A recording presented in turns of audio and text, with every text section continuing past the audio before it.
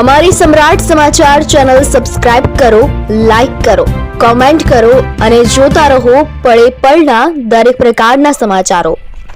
તળાજા તાલુકાના રાજપરા નંબર 2 ગામ ખાતે મારામારીનો બનાવ બન્યો હોવાનું સામે આવ્યું છે।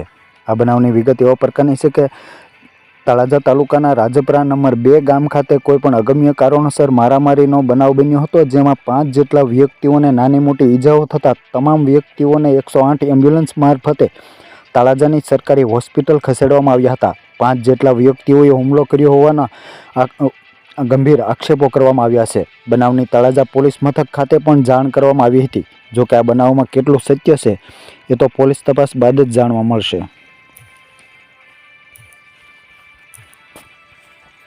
મારું નામ છે વિજય રાજુભાઈનો દીકરો।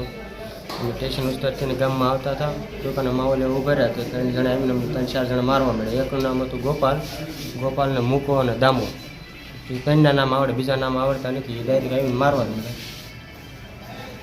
ઓલો બેન આવ્યા, દુકાને આવીને ભાડી ગયા ને ઓલો બકાલો લેવા આવ્યા। છોકરાને ઘા કરી દીધો તે ભાડ્યા, સાકું મારી અને ધોકા માર્યા। કોને કોને માર્યા? અમને બેને માર્યા અને છોકરો હતો એને ઘા કરી દીધો। ઉષા મારું નામ, અમે ગયા તમારે બને ખબર કાઢવા, તે નામના ગલેરીમાં ઉભા રહ્યા, તમને એને પસાડી દીધા। એના મારા ઘરવાળાને માર્યા અને મારા છોકરા નાના ઘા કરી દીધો। મારું નામ સમજીને પછી અમે ઘરે ગયા હતા। ઘરે કોઈ નહોતું તો બહાર નીકળ્યા હતા। બહાર એમને પતંગ ધાબા ઉપર સપાતો હતો ને તે મારવા મળ્યા। પછી અહીંયા સાકું માર્યું, પછી અહીંયા માર્યું। એ 3-4 જણા હતા। પછી 3-4 2-3ના નામ આવડે છે, બીજા નામ આવડતા નથી કોઈ। તમને માર્યા, બોટીઓ જેમ આવે એમને માર્યા। પછી છોકરાને ઘા કરી દીધું, પછી શરીરને એવું બધું મારી દીધું। એ પી ગયા જૂના ગામમાં રાજપરા।